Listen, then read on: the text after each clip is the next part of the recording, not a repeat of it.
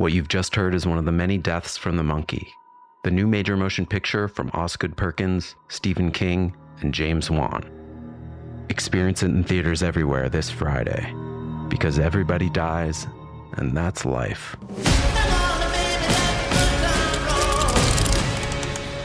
Let's have some fun.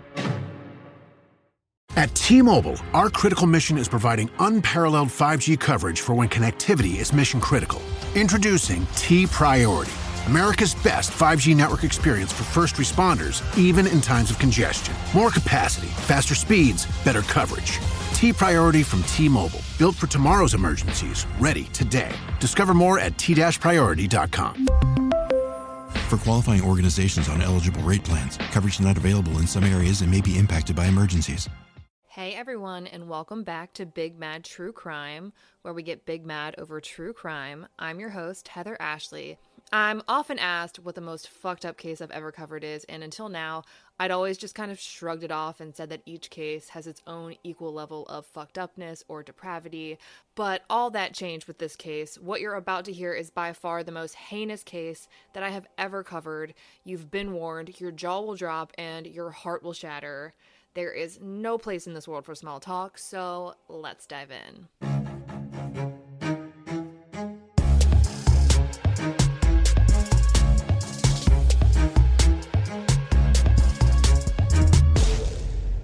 On Sunday, May 24th, 2009, 5-year-old Nevaeh Buchanan is enjoying a genuinely beautiful day in Monroe, Michigan, where she lives with her mom and her grandmother. Nevaeh's mom, Jennifer, says that she had invited a friend and her daughter to spend the night with them at their Charlotte Arms apartment the night before, and while the two moms stayed inside, Jennifer says that the two little girls went outside to play. 30 or 40 minutes later, at around 6:30 p.m., Nevaeh's little friend goes back to the apartment to tell Nevaeh's mom that Nevaeh was riding her scooter in the parking lot, which she knew she wasn't allowed to do. Jennifer says she heads outside to tell her daughter to get out of the street, but she's not there. They all panic and start to search the complex, thinking that maybe she just rode out of sight, even though she had never done that before. But there was absolutely no sign of Nevaeh. According to Jennifer, she's about 30 minutes into her search when she finds her daughter's scooter abandoned, and that's when she decides it's time to call police. On May 25th, an Amber Alert is issued for a 5-year-old missing little girl out of Monroe, Michigan. Her name's Nevaeh Buchanan, and she was last seen at 8:15 p.m. the night before at 1166 North Macomb Street. It says that her bike was found abandoned in her apartment complex, but it's a scooter, not a bike. Early information on any case is usually a little spotty. It's also said that she was last seen at 8:15, but according to the friend who had last seen Nevaeh on her scooter, and when Jennifer allegedly went out to go look for her daughter, it was 6:30. So there's a significant time discrepancy here, which immediately perks my ears up. I anticipate some serious changes in this story. It's always interesting when you hear time discrepancies within transitional periods of the day. 6:30 p.m. looks significantly different in terms of daylight than 8:15 p.m. So this is more than just an assumption gone wrong. But back to Nevaeh's statistics. She's 3 foot 8 inches tall, weighs 45 pounds, and has brown hair and eyes. She was last seen wearing a red, white, and blue striped top, capri jeans, and she was not wearing any shoes. I'll include photos of Nevaeh on my Instagram under her case highlight at the top of my profile at the Heather Ashley, but let me tell you, she is beautiful. Now, let's take a second to talk about Monroe, Michigan, so you have an idea of the kind of area that we're working with. Here are some of the crime statistics from my favorite, areavibes.com. The national average for rape per 100,000 residents is 41.7 people. The average for Monroe per 100,000 people is 125.8. The national average for assault per 100,000 residents is 248.9 people. The average for Monroe per 100,000 people is 362.4. The national average for violent crimes per 100,000 residents is 394 people. The average for Monroe per 100,000 is 539. This is an area where crime rates are significantly higher than the national average when it comes to violent crimes. Police give an update that says that they are the ones who found Nevaeh's scooter abandoned in the parking lot, which is a different story than what we got from Jennifer, who says that she found it about 30 minutes into her search for her daughter. They immediately make it clear that they believe Nevaeh has been abducted and that she's in extreme danger. Authorities don't waste a single second of time and call out the Monroe County Special Response Team, various different crime units, along with scent tracking dogs, helicopters, you name it. Locals even catch wind that the fire department was called out to search behind a Kmart that the family had visited the day before. Now, this caught me really off guard at first, but Kmart is actually only about a half a block away across the street from where she lived, and there's a connecting path to a senior complex where it's apparently pretty common for kids in the area to play. A local who lives a few blocks farther down the road than that states that she's seen authorities searching the ditches by her house and that helicopters have been seen circling the area for hours. By 4 a.m. on the 25th, Fox 36 reports that law enforcement have the entire apartment complex completely blocked off and it's swarming with police activity. They're checking the trunks of any and all vehicles coming into and leaving the Charlotte Arms apartments. This makes my mommy heart shatter into a million pieces. I cannot imagine watching police check the trunks of strangers' vehicles for my baby. Jennifer says that she hasn't slept or eaten and she's terrified that they're not going to find her little girl alive. Police plan to give the public an update around 11 a.m. and when they do, they drop a fucking bombshell. Sometime during the night, police took Nevaeh's mother's friend, George Kennedy, into custody. The friend she knew was a registered sex offender who had been released from state prison in 2008, just a year before. The friend that she allowed her daughter to refer to as Daddy George. The Toledo Blade reports that George had been convicted of 1 count of attempted criminal sexual misconduct and 1 count of attempted children accosting for immoral purposes. In 1998, he was charged with having sex with someone under 16, but it looks like that charge was eventually dismissed. In 2002, he was charged with accosting a 13-year-old girl and having sex with yet another girl under the age of 16. And it turns out that mom isn't so on the up and up either. She was just released from prison herself literally at the end of January, 4 months ago. She was in for home invasion of the 1st degree. Nancy Gray says that CPS had actually previously been involved with Nevaeh's family and suggested Nevaeh be removed from the home. Basically, this is an episode of Jerry Springer meets America's Most Wanted. The Toledo Blade says that when Jennifer couldn't find Nevaeh, she immediately called George freaking Kennedy. And when I say immediately, I mean immediately. Before she called police, before she passed go, she called her sex offender friend as if he was a bloodhound with supersonic Batman skills for tracking down children.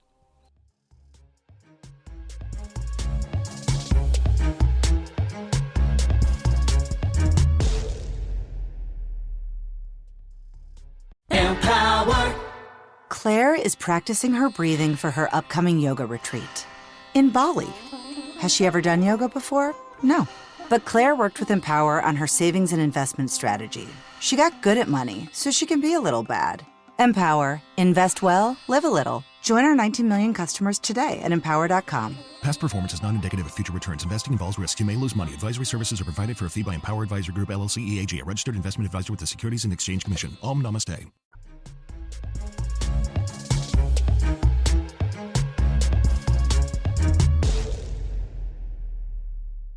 George says that as soon as he got the call, he rushed over to Nevaeh's preschool with his girlfriend Savannah, thinking that Nevaeh may be playing back there, and when they didn't find her there, they then searched the Greenwood apartments.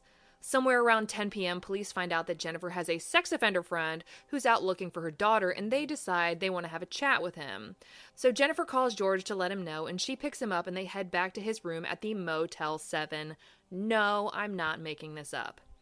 There were actually 3 registered sex offenders rumored to be staying at that very same Motel 7 at the time of Nevaeh's disappearance. It's not uncommon for specific low-rent hotels to be transition homes for criminals after their release, but he was staying there for a mere $20 a night, which a 24-year-old named Tanya was paying for.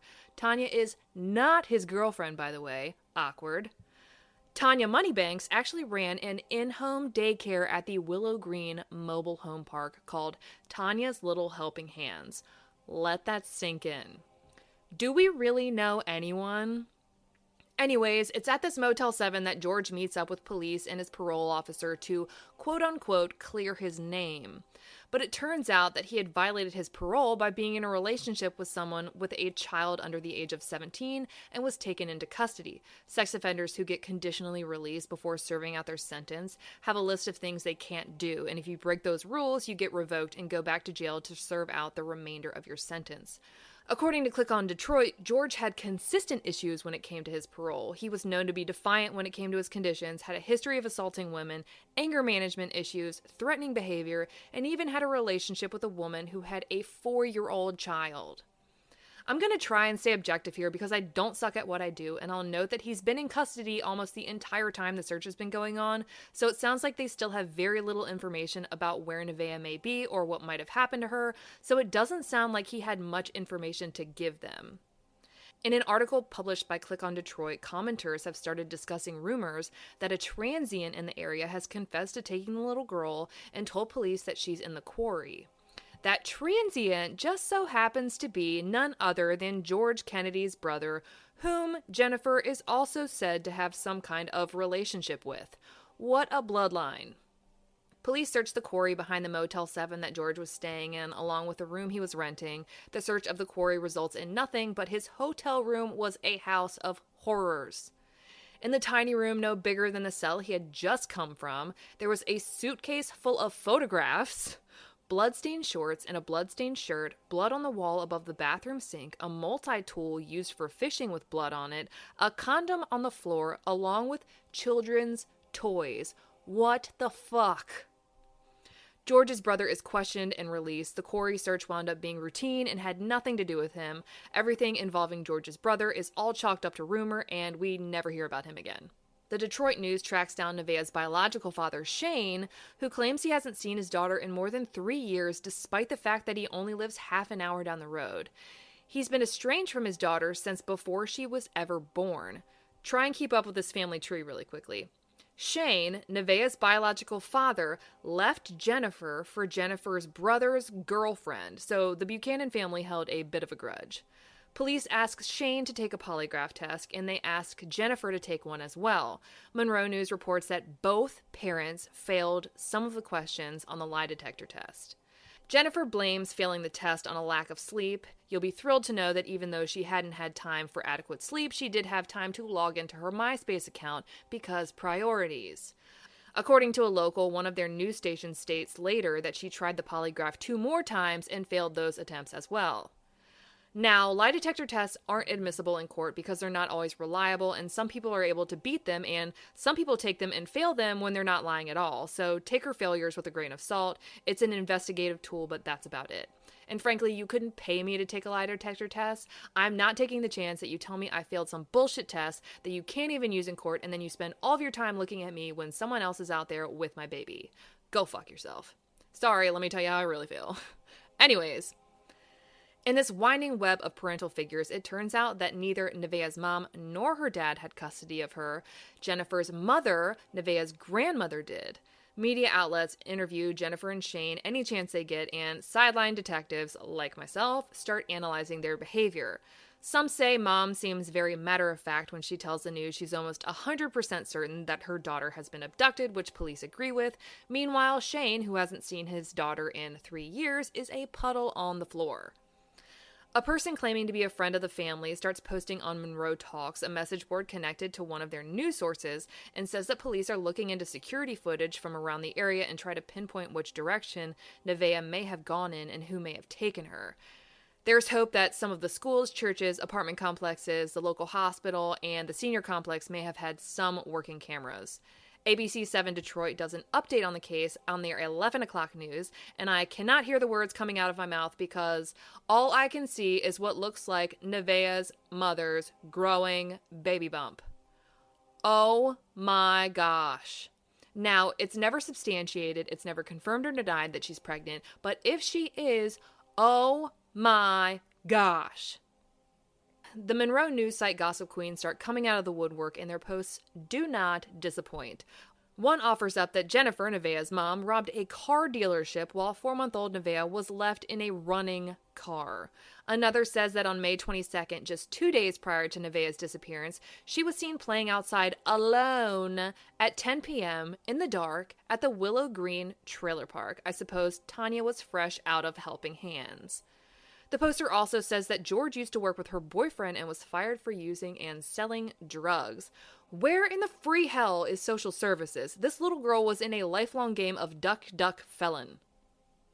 Nevaeh's paternal grandmother isn't holding back her feelings either. She tells HLN that if we would have had her, we wouldn't all be standing here right now. And while I don't necessarily disagree with what she's saying, this lady wasn't involved in Nevaeh's life whatsoever. Jennifer's brother Mike and Nevaeh's dad are both mortified that she had a registered sex offender so intertwined in Nevaeh's life, and rightfully so. Mike says that he argued with Jennifer on numerous occasions about having George around his niece, but said that in the end, Jennifer's an adult and there's only so much he can do. You can call his parole officer and CPS. Nevaeh's father and grandmother both suspect that Jennifer has something to do with this, they just aren't sure what. A private investigator who's a friend of the family organizes a search on the evening of the 26th at 6 p.m. They welcome anyone to come out and says that they'll be searching behind the Kmart yet again. We talked about the Kmart being connected to a complex by a path that the kids were known to play on, but remember, that path connected to a senior complex. Nevaeh's apartment complex was across the street, so if she was in fact playing back there, who helped her cross the street? This isn't a little hop, skip, and a jump street either. She would have had to cross over 4 lanes of traffic. Authorities, who now include the FBI, say that they have over 100 law enforcement officers on the ground at any given time, and they haven't taken a break since they started searching 2 days ago. While we wait for any new updates about this sweet little girl, news articles get any bits and pieces that they can, and it helps us get a little clarification into the time discrepancies between 6:30 and 8:15 p.m. 6:30 is when Jennifer started looking for Nevaeh. Jennifer called George ASAP. She didn't call police for another hour and 45 minutes. Fuck my life, you guys. Nevaeh's mom alleges that she called her sex offender BFF because they've been friends for years and he calls her almost every morning. She says that when she called him, he seemed genuinely shocked and in disbelief, and according to him, he jumped right into his car and went out looking for Nevaeh. Jennifer told one news outlet that Nevaeh would have been comfortable enough to get into a car with George, but in a later statement says that she can't see George doing anything to her daughter, but wouldn't put it past him. What did I just read? Did no one teach this woman how to make friends? Jennifer slips up and tells Detroit Free Press that she was the last one to see her daughter, not her friend's little girl that Nevaeh was allegedly playing with, who went inside to tell Jennifer that she was playing in the street. So now the timeline is complete garbage. Police now want to know about anything that happened between Nevaeh, Jennifer, and George from 5 p.m. through 11 p.m. on the evening of the 24th. On the 27th, police hold a press conference and pretty much just give us a rundown of everything that we already know, being sure to include the fact that she called her sex offender friend more than an hour before she ever called police. As stated before, the police say that they're the ones that found Nevaeh's scooter in the parking lot, contrary to earlier reports where Jennifer says that she found the scooter after searching for about half an hour, and that's when she called police, but we knew that was bullshit because she didn't call police for well over an hour, in fact almost 2 hours after Nevaeh disappeared. Authorities say that George is a person of interest, but at this time, Jennifer is not. When asked about the bloody multi-tool, police had no comment, and when asked if they think Nevaeh is still alive, they again respond with no comment. A reward for information leading to the discovery of Nevaeh has been set at $2,500.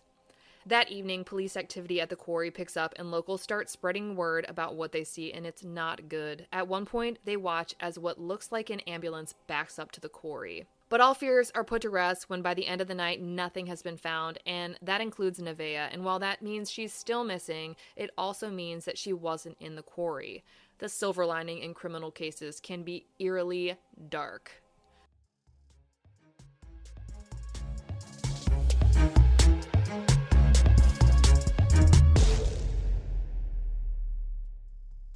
Canva presents The Killer of Productivity. It was an ordinary workday until... Oh no, this meeting. It could have been an email. Run. Canva had a creative solve. Get email. I'll just put the info the team needs in a Canva doc, and I'll make it visual with images, charts, and graphics. Bring productivity killers to justice with creativity. Love your work at canva.com.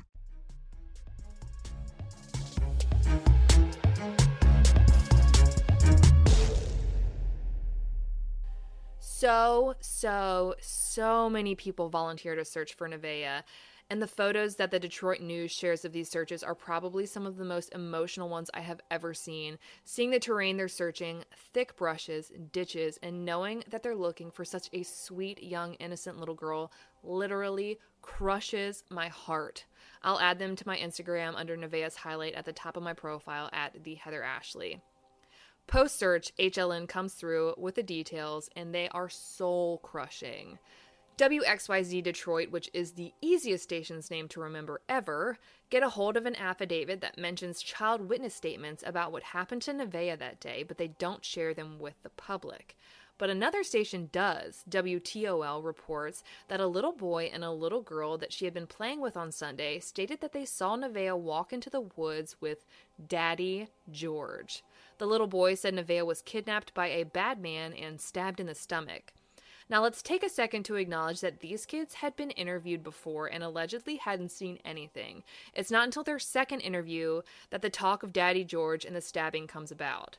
Remember that a friend got Nevaeh's mom because she was riding her scooter in the street, not because she was getting stabbed in the woods. However, if it was true and Jennifer is lying about what the kids came in and told her, that might explain why she called George instead of the police.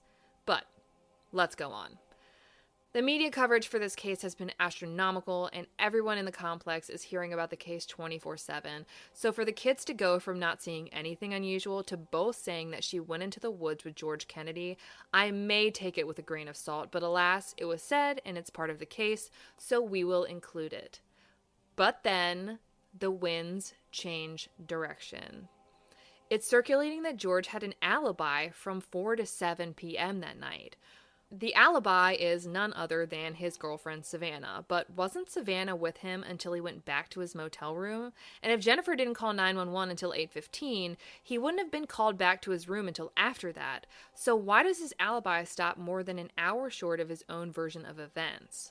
Savannah says she was with George all day until 7:30 p.m. However, George said that he got the call from Jennifer and then picked up Savannah to go searching for Nevaeh. So we play Ring Around the Truth again. Savannah says George dropped her off at 7:30 p.m. to give a friend a ride and then came back and got her at 8 p.m.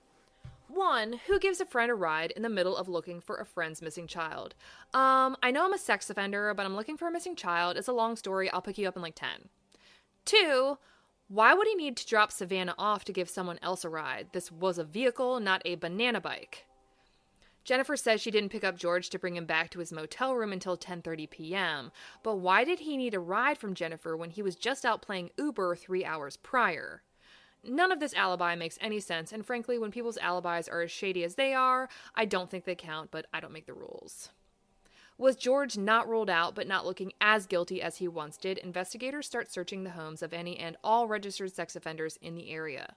On May 28th, the Detroit News announces that a new person of interest has been taken into custody, Roy Smith, who is none other than a sex offender friend of George freaking Kennedy and an associate of Nevaeh's mother, Jennifer. I am shocked. No, I'm not. In even creepier news, Roy had just lent his van to George the other day. What a fucking coincidence. And you know how I feel about coincidences. Jennifer tells the Detroit News that she doesn't know Roy very well, that she's very careful about who met her daughter. Bullshit. Everyone's gonna need to step aside to avoid the bolt of lightning that's about to beam down from the sky. Roy was paroled in 2008 on charges of third-degree criminal sexual misconduct after he was convicted of raping a 24-year-old woman. He also has a history of breaking and entering, much like his friends George and Jennifer. A rumor starts to circle about a mysterious letter written from Jennifer to George that allegedly says, if you don't pay my drug debt, you won't be able to have Nevaeh anymore. And I think we all just felt our hearts sink into our butts. To make matters worse, it looks like this letter may not be a rumor at all. Police did find a note to George from Jennifer ripped up in her bathroom trash can. She had intended on sending it to George, the person of interest in the case of her missing daughter who's currently sitting in prison for even being around her. According to the Detroit Free Press, Jennifer claims that the letter police confiscated is innocent and that it didn't mention her daughter or George spending time with her. But let's be real, people don't rip shit up and throw it in the garbage if it's nothing. I might throw something in the garbage, but if I'm ripping it up, it's because you're going to be putting one hell of a puzzle together if you want to read it bad enough. Jennifer says that the letter was written to tell him that she would take care of his personal business while he was in jail. Oh, it's cool, you're a person of interest in the disappearance of my daughter, but I'll make sure your debts are paid, you've got money on your books, and your shit gets put into storage. Get the fuck out of here. On May 29th, police hold yet another press conference, and it's one of the ones they have because they feel like the public wants one, but they really offer nothing new. Literally everything was no comment, and they said the blood evidence results still weren't back yet, but they've put a rush on them. The only ear-catching moment during the conference was when someone asked if Jennifer was a person of interest, and there was a significant pause before they replied, no comment. Remember, sometimes what they don't say is just as telling as what they do. The Detroit News interviews Jennifer, and she's caught using the past tense yet again. She had done this before, but I always take it with a grain of salt because when people are stressed out, they might not be paying a whole lot of attention to the tenses they're using. But this time, it's a little more egregious. I'm more determined than anything, Buchanan said. I adored her. Everything I did was for her. She was my everything. It's been 5 days. It hasn't been 5 months. She was my everything is a little heavy. And you guys know I'm not one to harp on people's use of past and present tense, but this one is off. If my daughter had been missing for 5 days, I'd be sobbing and screaming into the TV cameras that she is my everything, that I do adore her, and that everything I do is for her. But hey, that's me, and Jennifer and I have some fundamental differences. Police redeploy helicopters over the Monroe area. They're seen circling around by locals, saying that they were flying incredibly low, which may have something to do with a search of the wooded area next to Jennifer's apartment complex. The Toledo Blade reports seeing 2 prisoners wearing orange jumpsuits taking part in the search. This usually means that the prisoners gave some sort of tip. Remember the Zara Baker case when her stepmom was taken with authorities to point out where they had left her little body. Then it happens, you guys. The blood results come back, and it's not Nevaeh's. I did not see that coming. And with that, authorities announced that while no one's been ruled out, they're shifting their focus away from both George and Roy. And while police say they don't have any reason to believe that Nevaeh is dead, they do say that they have evidence that she's been stabbed. What? Where did this come from? How? Why? There's another press conference held on May 30th with a bunch of the same stuff, no real update, but another case of maybe this means something. During the press conference, they reassure the public that they'll stay on the case until they recover Nevaeh. And a recovery is generally a search for a body, not a missing living person. You'll remember the Thomas Brown case was changed to a recovery at one point, indicating that they didn't think he was alive. However, police continued on in the press conference, saying that they're holding out hope that she's still alive. Monroe Talks is exploding with hearsay, and that's not to say that it isn't true, but the forum is not an official outlet, so let's just preface with that. They say that a news helicopter can be seen hovering over Detroit Beach, and that they may have found some clothes over there. More comes out about a home on Oak Street, which seems to be within a stone's throw from Nevaeh's apartment. The rumors are that police are searching the duplex and have been seen bringing out evidence bags and that the owner has been burning things in an outdoor fire pit for the last few days. According to the posters, one of whom went and drove by the duplex, said the fire pit is now covered with a tarp, and police and news crews are still out there taking pictures, and they even said that Jennifer was there. And while she's at the duplex on Oak Street, locals say that she hasn't been volunteering in any of the searches for her daughter. The news catches up with a local chatter, and WXYZ says that the house on Oak Street belongs to 64-year-old James Easter, who was charged in 2000 with indecent exposure. James Easter's mother apparently lives in the same apartment complex as Nevaeh and frequents the area regularly. Though I've heard it was his girlfriend that lived in the complex, I have heard more confirmation that it was his mother and that he visited to help take care of her. His neighbors say that other than constantly burning things, he's a pretty quiet dude who keeps to himself. In this instance, every single bit of chatter from Monroe Talks checked out here. Police were called when someone saw a car dump children's clothes. The caller gave the license plate, which led them to James Easter's house, who had been burning things for days. In his house, they found a huge stash of porn, Ted Bundy shit, every article written about Nevaeh except for 2. He had pulled out almost all of his own teeth. His family does not allow him to see his own granddaughter, and he failed a polygraph about Nevaeh. During questioning, they ask him, if he did it, how would he have done it? And this dummy actually answers the fucking question. He says he would have taken his car to the back of the nail salon and called Nevaeh to it with a Kit Kat candy bar. Oh my gosh, I'm so creeped out. And while all this is weird and creepy and he's not a neighbor I'd ever want to have, there's no real ties to him and Nevaeh as far as the case goes. So after 12 hours of questioning, James is released at 5 a.m. and was back to his normal burning routine within 5 minutes. It was a sex toy and receipts that he had already shown police. Not weird at all. But I mean, I always say people with nothing to hide nothing, so maybe he literally has nothing to hide, or maybe he has nothing to lose.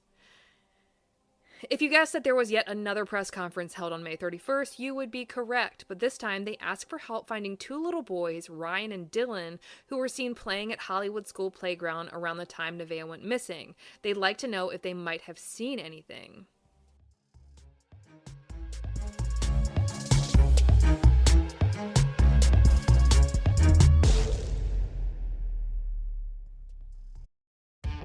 Can you feel it in the air?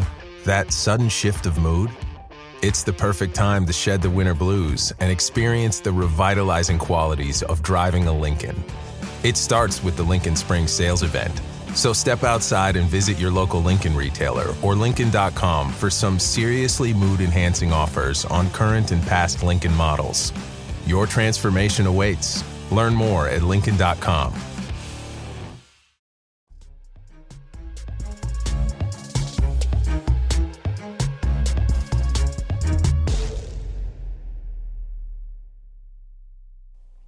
They also say that they want to give the public updates and all the information they have, but they don't want the perpetrator to know what they're working with, which is why there are so many no-comment answers. They say that James is being arraigned on unrelated charges of preparation to burn property under $200. I assumed it wasn't too serious since it seemed to be a releasable warrant.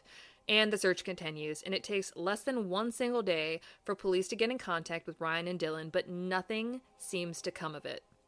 Jennifer does an interview with radio show hosts Dominski and Doyle, and honestly, it's golden. In the interview about her missing daughter, she makes sure to defend sex offenders and her decision to surround her daughter with them. She says that anyone could be a sex offender, you'd never know, and that not all sex offenders reoffend. I can only imagine how many times she's repeated that to herself. She also defends why she hasn't been taking part in the massive searches for her daughter and says that it's because she's searching with her own friends because they know her. And I remind you, this is a search for her daughter, not herself. Come June, the updates get less and less frequent. There's a rumor about police looking for a green van. Some say it was seen at the apartment complex around the time she went missing. Some say that someone in a green van tried to abduct a little boy in Toledo. Who knows? The only fact here is that anyone who has a green van has questionable judgment. There's another rumor that the FBI escorted Jennifer from her apartment on June 2nd. Nevaeh's biological dad's mom, the paternal grandmother, the one who said none of this would be happening if Nevaeh was with them, gets busted for raising $2,000 in Nevaeh's honor and then taking the money and running. Her dad, Shane, told his mom to essentially rot in hell and that she should go to jail, and it's said that she would just bail herself out with the money. This poor girl has no one of substance. Her dad's mom wasn't devastated. Nevaeh was just a cash cow for her. She was nothing but an opportunity, and it makes me so big fucking mad that I'm pretty sure laser beams are coming out of my eyes. 3 days pass. On June 4th, the Detroit News publishes that a child's body has been found wearing clothing similar to what Nevaeh was last reported seen wearing. But it's not that simple. The body was found by a river just a few miles from where she lived, encased in a cement block. A teen and his dad, Ryan and Guy Bickley, were out fishing when they stumbled upon it. They were standing on it when it started to crumble and noticed a horrible smell coming from it. His dad chipped away at the cement until he saw skin, saying it looked like half of a child's back, so he called 911. This area is down a steep embankment with large rocks leading you down to the water. It's a well-known fishing spot for locals, but from what I can gather, you'd have to be really familiar with the area to be in this exact spot. It's not a, hey, let's hide the body here kind of place. It's more of a, if I ever needed to hide a body, it would be here.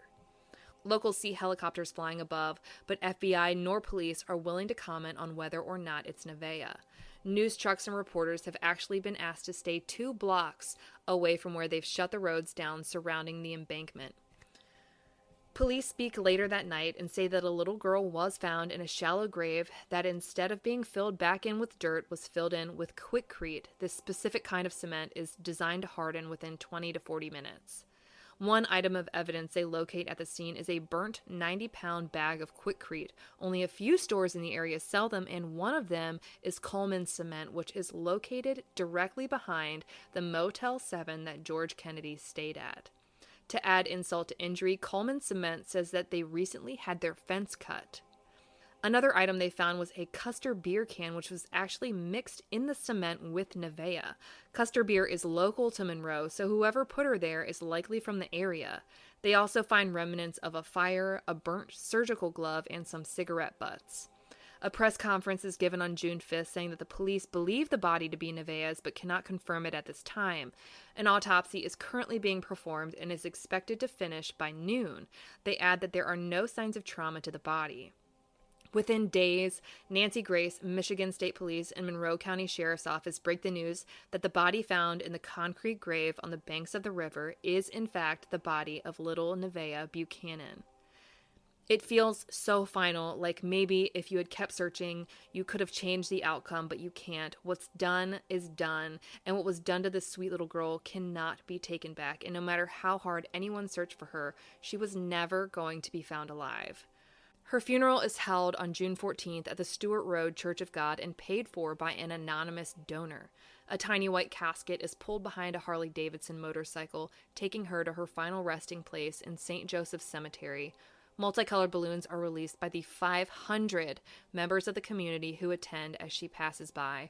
Her funeral was, in all senses of the word, beautiful, but so unbelievably tragic. There should be no such thing as small coffins.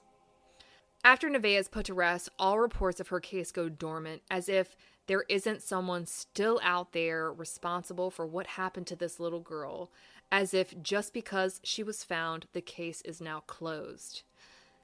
It isn't until July 5th that we get any new updates, and it's that police are looking into 400 sex offenders in the Monroe area. What the fuck are they doing out in Monroe? Is there a convention I don't know about? On July 14th, 2009, this case gets worse. And while I didn't think that was physically possible, it reaches a whole new, undefinable level of fucked up. Nevaeh's autopsy results come back to show that her cause of death was asphyxiation and that little Nevaeh was likely buried alive. They found soil in Nevaeh's windpipe and down into her lungs. She was found face down. She had likely been placed into the shallow grave alive as they poured the concrete on top of her, or her face was pushed into the ground until she suffocated in the dirt, and as she laid there lifeless, they poured a 90-pound bag of concrete on top of her tiny little body and watched it harden around her. The autopsy mentions nothing about sexual assault or trauma to Nevaeh's body, but her mother says that they found no signs of either, and the only substance found in her system was caffeine, which I'm sure came from soda. All of this begs the question of why. Motive is what drives crime. What's the motive if there was no sexual assault, no trauma to her body, no ransom demands, nothing? It's as if she was taken just to be killed and buried under almost 100 pounds of cement. But that doesn't make sense. There has to be more that police aren't telling anyone, especially Nevaeh's mom. Remember, they said that they had reason to believe that she had been stabbed, so I'm wondering if the no trauma thing is a little purposeful misleading by the police. Remember that when the fishermen found her body in the concrete, they saw her exposed back. So was she not wearing a shirt? Is it possible that the shirt was located earlier in the investigation and it had some form of slash through it or blood on it that indicated a stab wound? Police continue their investigation, but there really isn't much in the realm of progress. They take some carpet fiber samples from the upstairs apartment of a little boy that she was said to be playing with the day that she went missing to see if they matched fibers found under Nevaeh's fingernails, which only gives me a haunting image of this sweet girl clawing at the floor, trying not to be dragged away by her captors. But the collection of these fibers wasn't to say that the man upstairs was a suspect or even a person of interest like a lot of people initially thought when they heard this. The entire complex has the same carpeting, and he just happened to be the first person to answer the door when police were looking to get a carpet sample. They did wind up taking samples from other apartments as well. From what I understand, they were trying to determine whether or not the carpet fibers under Nevaeh's fingernails came from her own apartment complex or if they came from somewhere else. And then, radio silence. And I don't mean that press conferences get less and less frequent and that articles are left pleading for any information about Nevaeh. I mean everything stops. It's as if they found her body and that's the catalyst that stalled the entire investigation. We finally found out what happened to her during her heinously painful last breaths, and nothing. The two persons of interest from earlier are still in jail, but on totally different charges, completely unrelated to Nevaeh, and all forensic testing so far has seemed to lead away from them. In late August 2009, a $20,000 reward is offered for any information that leads to the arrest of Nevaeh's killer, but still, nothing happens. The Monroe News spreads the word about a spaghetti dinner fundraiser being held on the 30th to raise money for a memorial bench, like the one that we saw in Mason Smith's case. They hope to put it up at the Riverside Early Childhood Development Center. The spaghetti dinner was put on by extended members of Nevaeh's family, and her mother was nowhere to be seen. On October 7th, WXYZ News talks about a new poster that police have released asking for any information about Nevaeh, and while it's not much, it's something, which is more than what's been happening since they found her body in June. On October 26th, MSNBC takes a crap on all of our remaining hope for justice and says that there are now officially 0 suspects in the murder of 5-year-old Nevaeh Buchanan. The armchair detective in me wants to know about the DNA on the beer can. What was the expiration date on the can? It was local to Monroe, so how many people bought that batch and who were they? Cross-reference that with the very few stores that sold 90-pound bags of Quikrete and who purchased any of those around the time Nevaeh went missing, and boom, there's our suspect. What about surveillance cameras? Can we get CCTV footage from the places who sold the particular Monroe beer and the places who sold the 90-pound bags of Quikrete and see if there are any vehicles in common around the time Nevaeh went missing? But I'm not the police, and I'll give it to them on this one. They have worked their asses off, so I can only assume that they did all this. Right? I hope.